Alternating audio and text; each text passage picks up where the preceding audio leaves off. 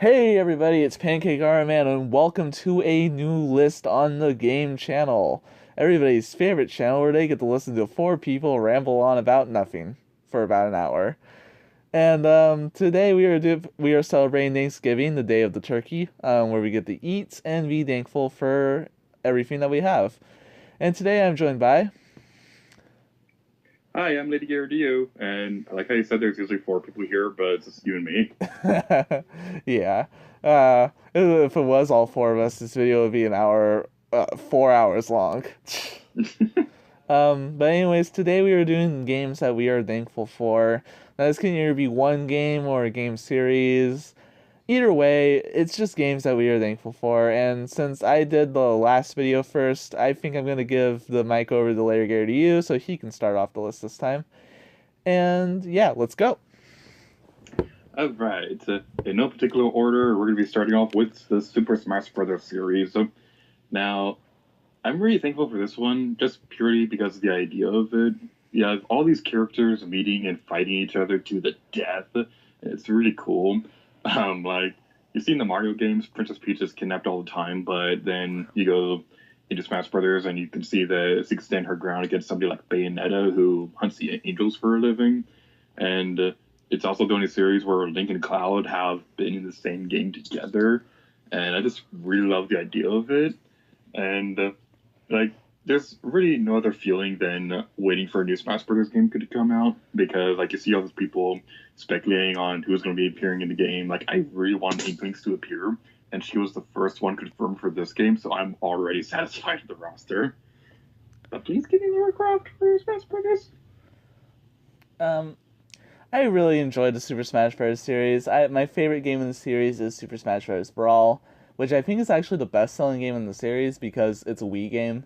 A lot of people didn't like Brawl, but those are just Melee players. And before anybody says this, Project M is not a Smash Bros. Game. It is a mod. Okay? Glad we got that clear. Yeah, saying Project G.A.M.E is a Smash Brothers game is like saying Earthbound Halloween Hack is an Earthbound game. Even though it isn't. But it's a pretty good hack. I haven't played it, but I've seen people play it. Oh, one thing that's interesting about the Earthbound Halloween hack I should mention is that apparently the Dr. Andonet's theme was reused for Undertale as the Sans theme, but Yes, oh my god. You need to listen to that song in your own time. That song is actually really good. heard it is. I think I will. I need to try out Undertale. The Super Smash Bros. Series, I always imagine it as this epic fighting tournament that is always held and all that sort of stuff where everybody just fights and all that.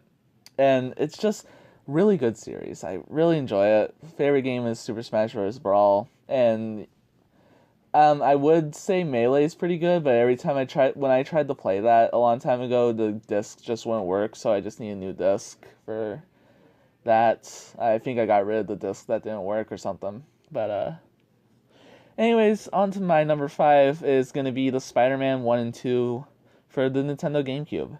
Spider-Man 1 and 2 are based off of the movies Spider-Man 1 or 2 and the Sam Raimi trilogy of the original Spider-Man. Really good movie series. A lot of people might not like the third one, but it's a guilty pleasure of mine, so so yeah. Originally this was just gonna be Spider-Man 1, but I decided that Spider-Man 2. Spider-Man 1 was more based off of the movie. Well, both were based off the movie, but it felt more like the movie. And it's a really good game, you know. Spider-Man 2 is more like a GTA clone, but it does it really well.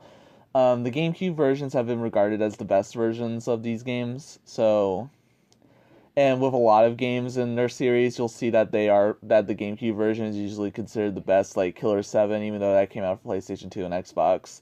It's usually the GameCube version that's considered the best, and you'll see that a lot, but yeah, these games are really good, and I'm really thankful that they exist because the movies are great and the games are great. I never played the first one, but I did grow up on Spider-Man 2 on Xbox, and I liked it.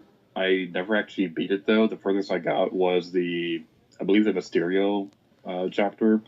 I got pretty far to that one, but I just kind of gave up on this one room where a bunch of Spider-Man appear in mirrors and things like that. I just could never beat that when I was a kid. Um, fun, Um, Funny thing about that is that my brother used to own Spider-Man 2 on our original GameCube. We got a new copy of Spider-Man 2 for our new GameCube. But and a glitch happened that made all the UFOs in the UFO section of the Mysterio fight, where you had to go to Lady Liberty, they just disappeared and wouldn't come back. So yeah, and when we eventually got our new copy, we were finally able to get past the Mysterio fight and experience what was left of the game. So yeah. Mm. Yeah, that was an interesting game, but I I really did not like that one. Those missions where those robot guys would appear in the town. I just remember those being like the most hardest thing ever when I was a kid. Yeah. Is it your turn or my turn? You can go on now. Okay. Um, my next game is again my I'm just naming mine in just random order. Next one I'm going to name is Xenoblade Chronicles. This is one that I'm pretty happy about because because of the timing of when I got it. I got it within the first week of it being released in North America, and mine was actually discounted to $50 rather than 60 because it was a used copy. And the next time that I was there, like 2 weeks later, they started charging $90 for it, and I just I was just so happy that I got it when I did, and I still have that copy of the game. And Xenoblade Chronicles probably has my favorite story of any game ever. It definitely is an RPG that you need to play if you ever have the time for it, and you better make a lot of time because it's a really long game. But it's still pretty awesome, and without going into too much detail, Xenoblade Chronicles actually inspired a lot of stuff from a book that I'm writing. So we may talk about that further at some point in the distant future. I really want to try out a Xenoblade Chronicles series. I might not try out Xenoblade Chronicles X because that is really big for the Wii U, and a lot of people had to get external hard drives for that game. But Xenoblade Chronicles, I need to play that because I watched Chuck Conroy's Let's Play of that, and the farthest I got was a boss fight. Um, I forget what boss it was. I even forget the episode title, but it had something like our main course or whatever was the line. I forget. But that's as far as I got watching the LP, and just watching those short episodes of the LP got me excited for the Xenoblade series. I really need to try it out, because I'm a big fan of RPGs. And the interesting thing about Xenoblade wasn't it originally just available in Europe when it first came out in Japan? It was originally in Japan and Europe, and Nintendo America made it clear that they didn't want to release it in North America because they felt nobody wanted it. So that sparked the fan campaign Operation Rainfall to convince them to port Xenoblade Chronicles, Pandora's Tower, and The Last Story to North America. And eventually they did release it. They claim Operation Rainfall had no effect on it, but I don't believe that for a second. Yeah, if only the same thing would happen with another certain game. But anyways, Xenoblade We'll Chronicles. talk about that later. Yeah, anyways, Xenoblade Chronicles 2 looks really nice too, and that's probably the next game I'm gonna get on my Switch because that game just looks really good. Art style, a lot of people didn't really like the art style because they said it was more anime-ish, while the first games really used a more European art style, but I don't really mind it a whole lot. Yeah, yeah. If you get into the Xenoblade series, something you should know is that the first one, I'd say that one has the best story, but it's also a lot harder than Xenoblade Chronicles 2 because of the way that the leveling up system works. In Xenoblade 2, wait, no, I'm confusing myself. In both games, you can get a lot of experience by doing side quests and things like that. But with Xenoblade 2, I believe you get more experience from doing it that way. And also, when you go into an inn and things like that every now and then, you can level up your character depending on how many side quests you've completed. So it's a lot easier to level grind in Xenoblade 2. Um, I also think that game has the best art style in the series, just my personal opinion. And also, Xenoblade 2 is the best RPG on Switch. If you play Xenoblade X, that one is definitely the hardest in the series, and it probably has like the worst tutorials ever. So you're probably going to have to do a lot of Google when you're playing that game. Just a little warning, but they're all really great games. Well, usually when it comes to hard tutorials, I usually understand them immediately. It's like me and Shakespeare. I understand Shakespeare when nobody else in my class ever does.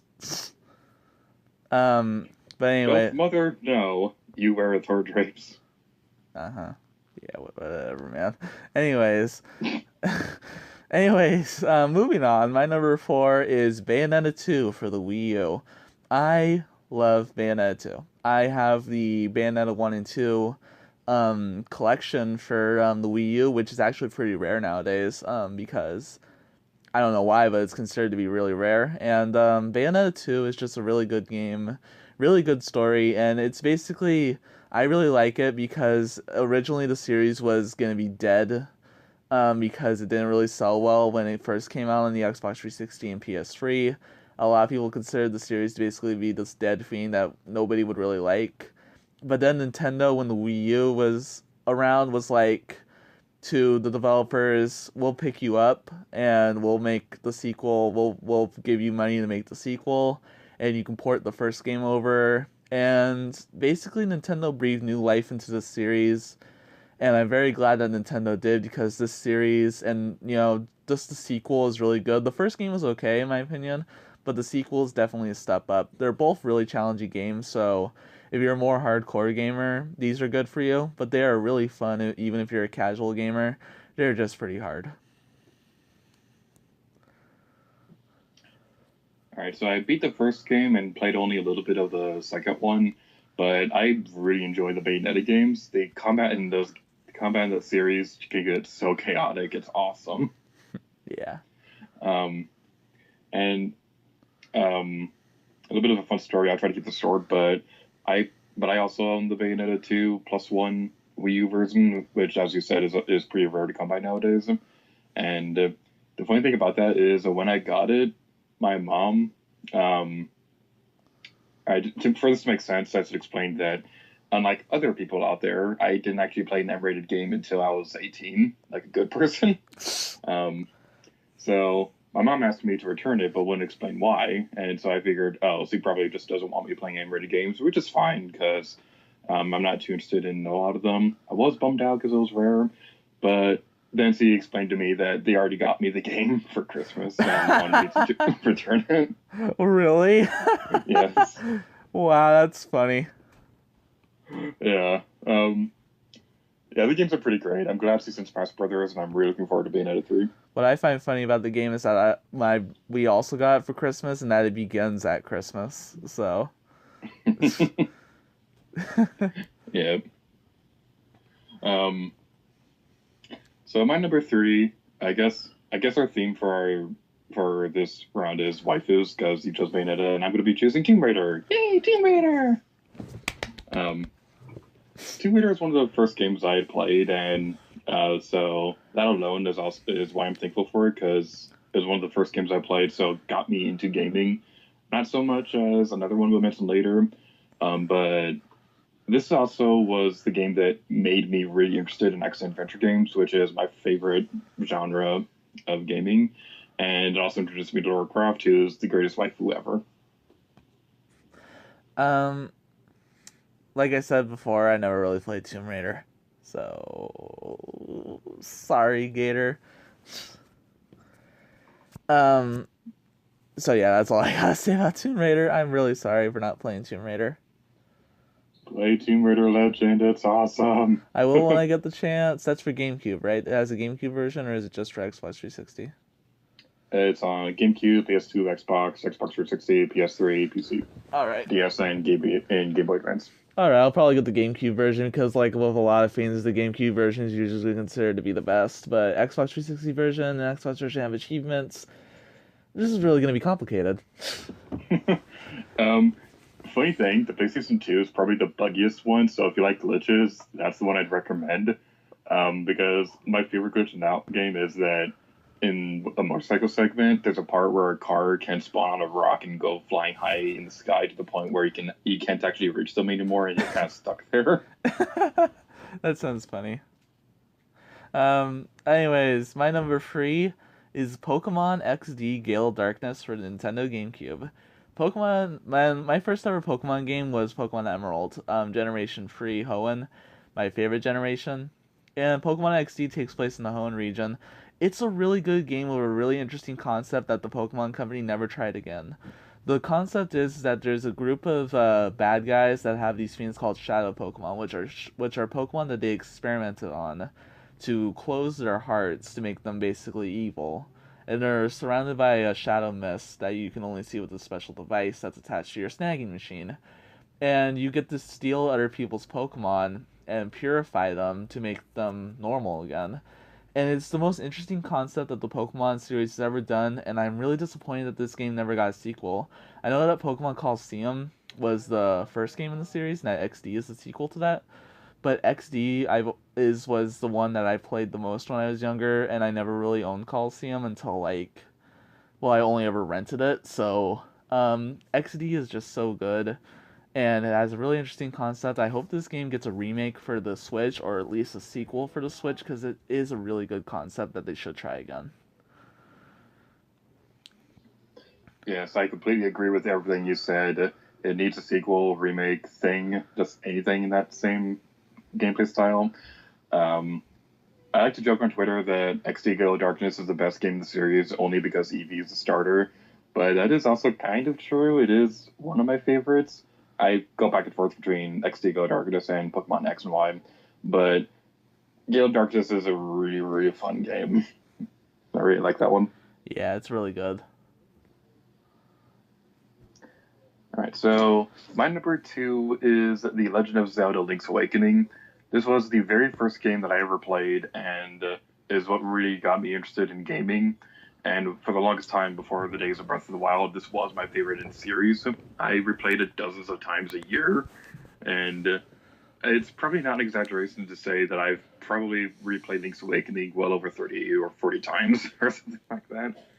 But I really love Link's Awakening, and it's also a little bit of a useless fun fact. This game actually taught me how to read, so that's interesting. Really? Yeah, because I don't want to go into too much detail, but when I was learning how to read at the time that I first started playing the game, and so part of my homework was to play through the game and try to read it myself and things like that. So that's pretty fun. Huh, that's actually really interesting. Mm-hmm. Maybe a lot more people should do that. Hmm. I actually really Video like that. games for homework. I actually really like that concept. That's really I never really played Link's Awakening. I played other Zelda games like Oracle of Ages. I'm kind of a big fan of the Zelda series. I want to get Breath of the Wild, and I played Oracle of Ages, Twilight Princess, Majora's Mask, which Majora's Mask is my favorite game in the series because I like the darker Zelda games. Um, but Link's Awakening, I'll give it a chance when next time I get if I ever win another $20 gift card competition. I'll give it a chance, but or I'll give it a chance someday. Right now I gotta beat A Link to the Past, which I kind of don't really like, but whatever. Um, Oh, James is going to hate you when he sees this. I said kind of don't really like, and that was Link to the Past. I think his favorite game is Link Between Worlds, isn't it? I believe that's one of his favorites, but Link to the Past is another one of them. Um, Sorry, James, but I don't really like Link to the Past either. Oh god, when he gets this video, he's gonna make an edit where it's him watching the video Yeah. and then reacting to it.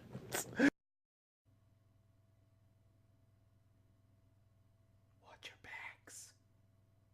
Watch your backs.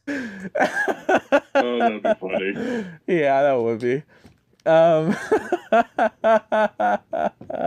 Sorry, James. um, moving on. Oh god, we're so fired.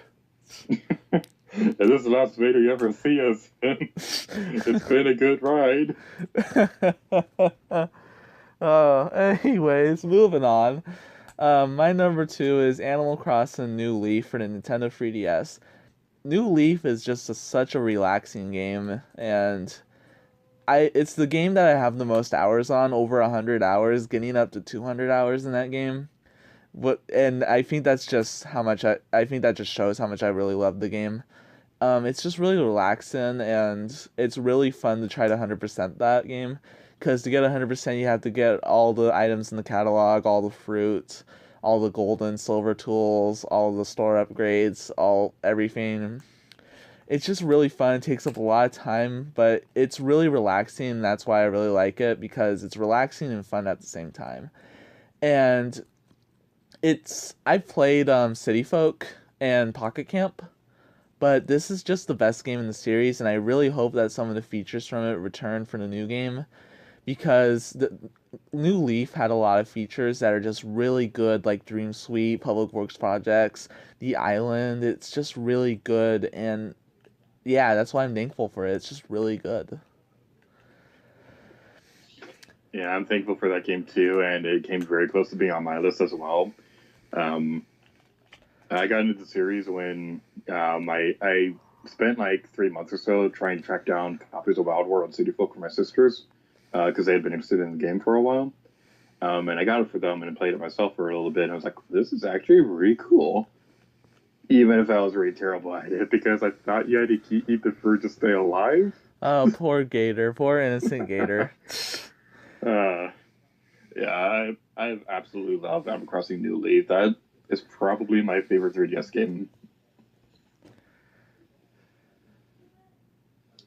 All right, so my number one pick, and you probably saw this one coming, but my number one pick is Earthbound. This is my favorite game of all time.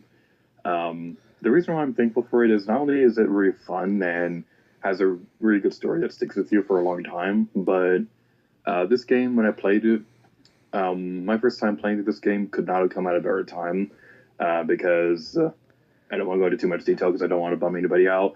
But when I first played this game, I learned that a friend had passed away, and I had already named one of the characters in the game after that person. So it kind of felt like a nice escape from a pretty tough time. But yeah, that's one of the things that always sticks out with me with Earthbound, and it's also just a really fun game with amazing dialogue, and you're always discovering something new about it every time you play it. And Earthbound is just something that is gonna remain a favorite for a very long time. Earthbound. Believe it or not, I discovered Earthbound when I was going through my own tough times too. And I didn't really play it until after I was over them, but because it didn't come out into the Wii U until like, what year did it come out into the Wii U? I believe 2013. Yeah, I discovered Earthbound when I was going through my own tough times. I won't go into too much detail. I'll just say I was really sick, and all I could really do was watch YouTube, and I had discovered Let's Plays, and Chugga Conroy was the one I really watched, and I watched this full Earthbound Let's Play when out during this time, and I just really, really loved it. Wanted to try out the game for myself, and I tried it when it came out, and I just really fell in love with the series. Such a good series, and just good music. And then when Earthbound Beginnings came out, even though that's my least favorite in the series, it is still really fun and does offer a really good challenge, you know? Um, but anyways, now time for my number one. And Gator, can I just say one thing? I Go ahead. I'm really sorry, but my number one is Mutter Free. Ugh. You are not sorry for a moment. Mutter Free, as a lot of people know now, because this series isn't really that obscure anymore, now that the internet is a bit more popular, Mutter Free is the third and final game in the Earthbound series, or as it's known in Japan, the Mutter series. And as a lot of people know, this game has never come to the United States. But it has an English translation, sort of. It's a fan translation made by Tomato, um, and by other people, but Tomato was like the main guy. They did a lot of work on it, and it's just really good. Without that, I wouldn't be able to play it, and it did take a long time for me to be able to play it. When I watched Chugga Conroy's Earthbound, I watched all three of his Earthbound Let's Plays, and when I saw Mutter Free, I really wanted to try the game out, and I found out you can only get it through certain ways that I won't explain, mainly because emulators basically don't exist anymore because Nintendo, Microsoft, and Sony decided, hey, EMU Paradise, we're going to shut you down. I saw a funny meme of that, actually, where Gamora asked Thanos if he did it, and then in the background was King K. Rool and Smash. And he said yes, and then she asked what it cost, and he said everything in the background was the entire takedown of Emu Paradise.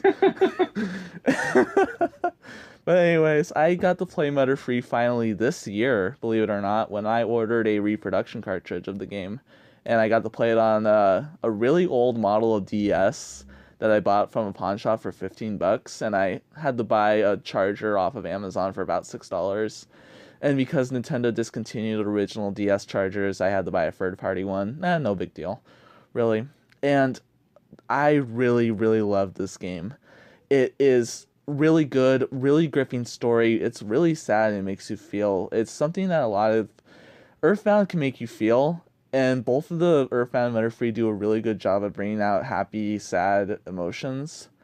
And another thing that's sad about this game is that when the end credit theme of the 16 melodies start to play, you can get really sad because that's when you know that the series is over and that this is really the last game that is going to come out. And Suzutaki Itoi did a really good job with this, and I'm really glad that this game came out, even though it was only in Japan. But I played it in English with the fan translation on my reproduction cart. I'm the only member of Game who's played it, and it's really good. And I'm really sorry that it's my number one, but it's just such a perfect game. Another reason why it's perfect is that you can listen to the sound player, and the sound player, if you ever get the game, go to the sound player after you beat the game and just listen to all the music. It's a really good experience. We should probably explain why he's sorry that it's on his list. Those of you out there who don't know, I'm editing his Earthbound Let's Play, and during one of his videos, he mentioned he was the only member of G.A.M.E who has played Mother 3, and I've been wanting to play that game forever, but I don't want to play the fan translation until an official one comes out from Nintendo, because I'm weird. And I just really want to play Mother 3 because I hear nothing but good things from it.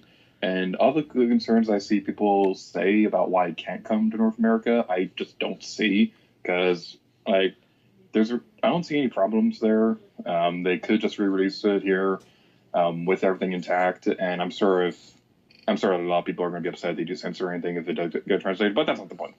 And another thing that I find interesting is the original fan translators, they had said that they'd be more than happy to give Nintendo the translation for free to release on their Nintendo systems, and they still haven't done it. Like, and it's not uncommon, and you do see people, official companies, use fan translations in re-releases. Like, I believe, they haven't proven this yet, but I believe that the Italian version of World Ends With You on Switch was taken from a fan translation.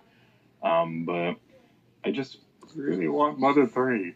Like, they can release it on the Switch for full price, and I'd still buy it. Yeah. I really wish Nintendo would take the fan translation. It's been made for you, literally.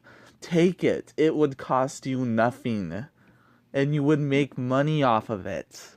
Mm-hmm. Yeah, like, my personal theory that I'm sticking with is that maybe they're working on some kind of remake for the games, like maybe an Earthbound collection. That'd be pretty neat. But my dreams never come true because Tokyo Mirage Session still isn't on Switch. But that's not the point. Yeah, they're probably remaking all the games, and they're gonna shove them up Reggie. Yeah. Okay. Anyways, I really don't see them censoring the game because Itoi's reasoning for a lot of the characters were, the Magipsies, are characters that people are worried about getting censored, and Itoi's reasoning for why the Magipsies are there is so to show that people can make friends with people who are different, and that's why I think they would keep them. So really, I don't see why they would censor it because Itoi's vision was that it's supposed to show that you can make friends with people who are different than you, and if you just get rid of that, that just ruins the whole vision, you know. Yeah, I feel that if they were to do that, if they were to censor the Magypsies, then they would have also censored Tony from the first Earthbound game.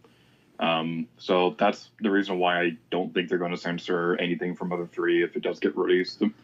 Um, I just really want Mother 3 to come out of North America. I'm sorry, Gator, but I'm still the only one who's ever played it. Unless Can we James, switch? unless Can we James, switch? unless James decides to play it. Can we switch lives for a moment so that I can play Mother 3? No. Okay. Anyways, I think it's time to end off the video. You want to do the outro? Bye, everybody. Alright, let's do a better outro. Anyways, thank you guys so much for watching this Thanksgiving episode. Hopefully it's out by Thanksgiving, but I don't really know because James is in charge of when these are uploaded and Gator's in charge of editing these. So, anyway. My internet sucks, so it might take a while to send to him. Your editing's really good. Anyways, thank you guys so much for watching this top 5 list. I've been Pancake Armor Man, and he's... Pancake Armor Man? Oh god, we're both Pancake Armor Man? Yes, I can play Mother 3 now. Bye! Alright, see you guys later.